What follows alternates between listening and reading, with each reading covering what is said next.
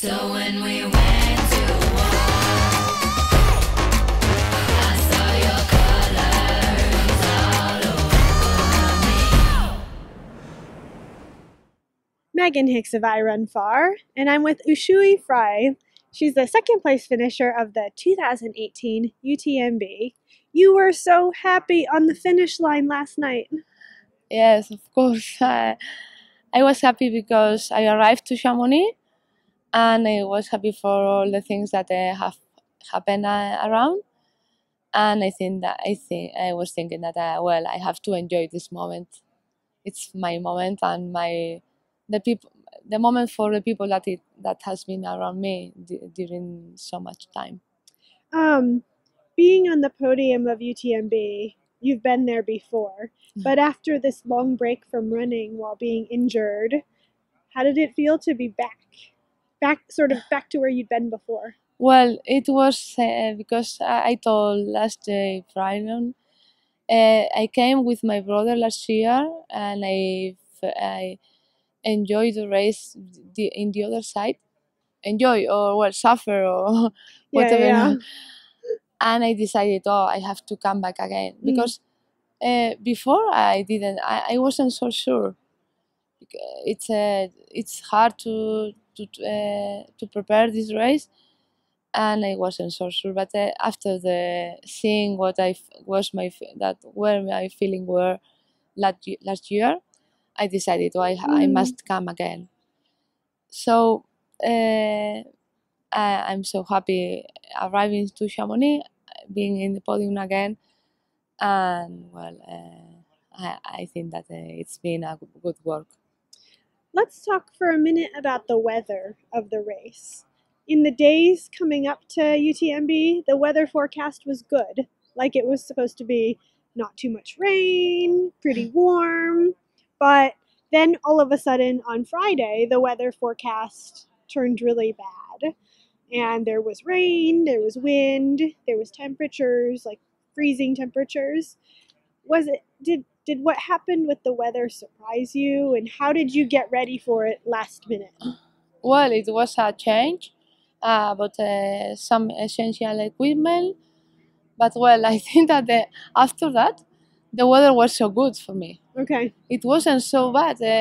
I have been talking with Juliette Blanchet, that it's sixth, and it's my teammate. Mm-hmm. And we have the night was very warm for me. Oh, really? Yeah. Okay. Well, I have a long t-shirt, and when I arrived to Cormayer, I told my Kiko, my coach, that I'm very warm. I have to take it out. I can't more.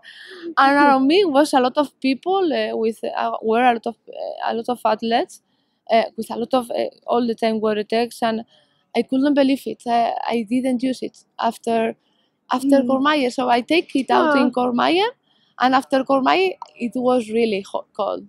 It was cold. Yeah, I think that the night was warmer than during the morning. I think.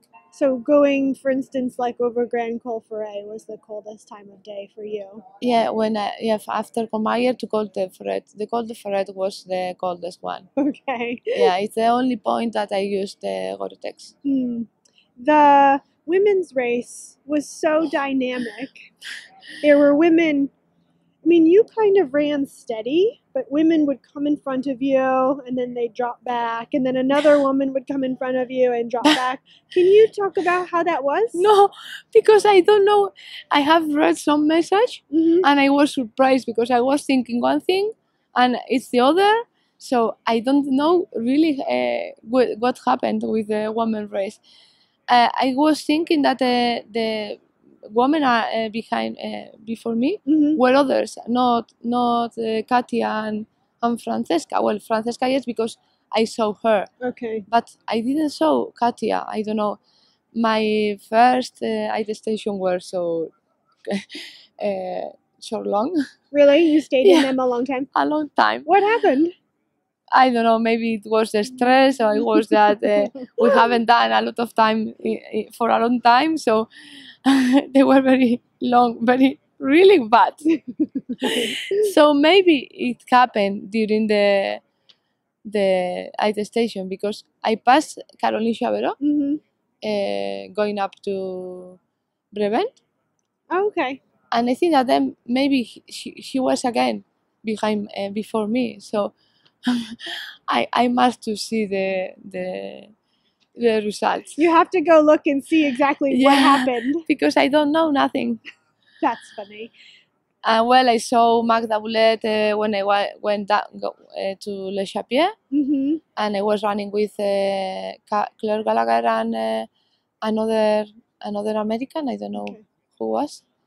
I'm Well, not sure who was there then. I'm sorry. Katie? No. Casey. No, Casey, no.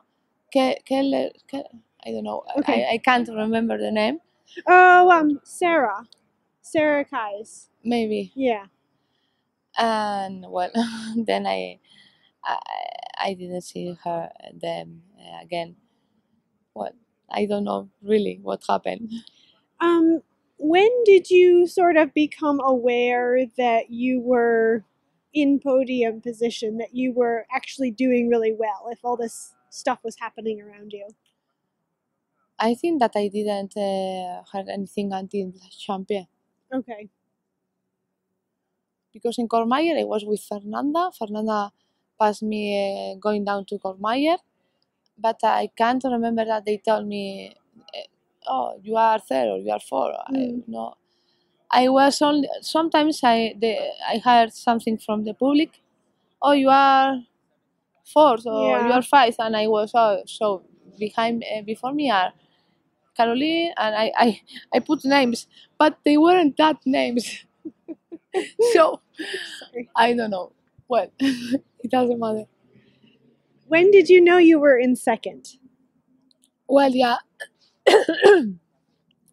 In Champagne, more or less, I knew that I was third, and then in Trient, they told me that the second is in 5 minutes. Okay. So when going down to Badiorsin, I pass. I throw her On the downhill. and then downhill. Okay. So I knew that I was second, and Francesca Canepa was first. So at the top of the final climb at La Flagere, it was about 20 minutes between first place and third place. But then at the end, you were all really close. Like you were Yeah. just a couple minutes behind Francesca. Yeah.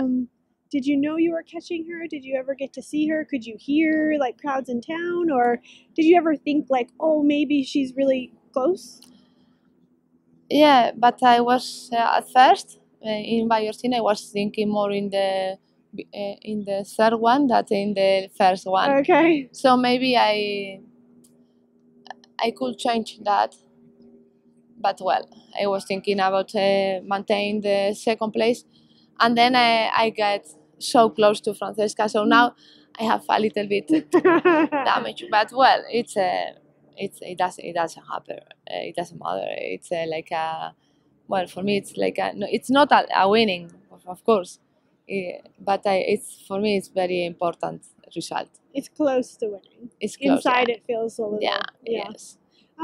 So on the final downhill, you didn't see her or hear her or know that she was. No, I you think were that getting close. I saw her. She was arriving to La Flogger, Okay. and I was a little bit down. Got it. But well, they were more or less 7-9 minutes.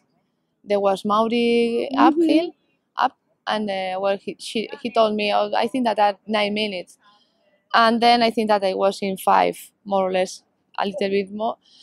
But the race stopped in Chamonix. Okay. There are not more kilometers. There are no more kilometers. No more kilometers, so it's what happened. Yeah. You have been on the podium of UTMB before. You had your injury, and now you're back on the podium again. Do you feel like there's still more to do with UTMB, or do you feel like, I've completed my dream? I told yesterday something in the finish line about my finish in UTMB. It's something like I'm going to run UTMB maybe with some friends. I'm going to come back, but maybe I'm not going to prepare as we know. Okay. Maybe next year. Oh, I can't say anything, not for Yeah. sure. It's the day after. No, but Yeah. I have think about that. I have been thinking about that so much times, by a lot of times. So I love this race. Mm. I love Chamonix. I love UTMB. I think that is the best way to prepare because I'm on holidays for 2 months.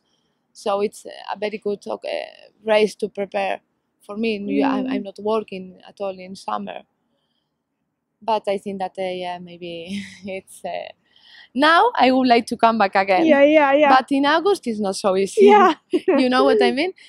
And maybe I can go, oh, I'm going to Colorado and I'm going to be in the mountains. So I don't mind if I have to run in UTMB, but not at home doing something planified. And I think that it's finished.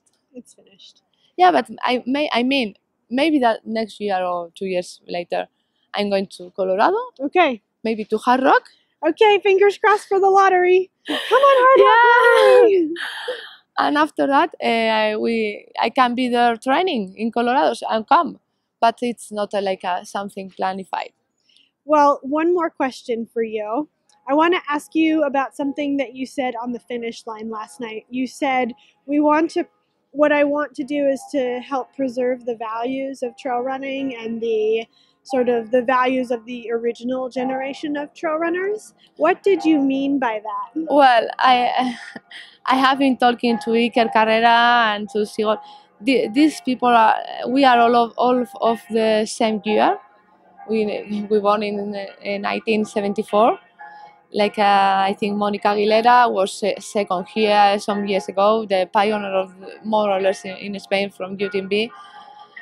Sigor Iturrieta that did some very podium in UTMB, Iker Carrera, and we are all from that. It's not only value; it is the kind of point of view of trail running, Okay.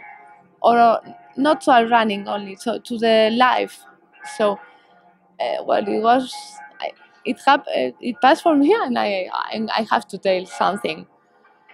And yes, we are a good generation that we have enjoyed a lot, and we have do a lot of things for trail running, and I think that it's okay.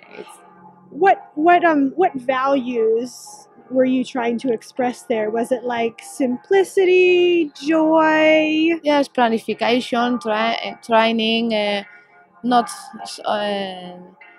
not only the I don't know, work after work. There is work after those results. Got it.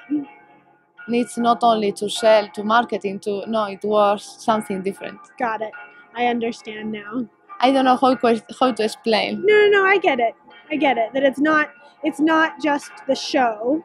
Yeah, It's not just the show, it's the whole experience. it's like, yeah, I think so. Yeah. Well, congratulations to you on your second place finish.